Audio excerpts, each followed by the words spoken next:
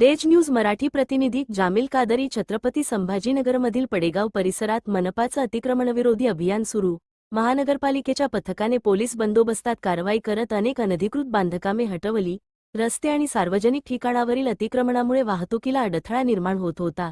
स्थानिकांचा काही ठिकाणी विरोध झाला असला तरी मनपा प्रशासन ठाम राहून मोहीम यशस्वी केली. अधिक अपडेट्ससाठी पाहत राहा डेज न्यूज मराठी.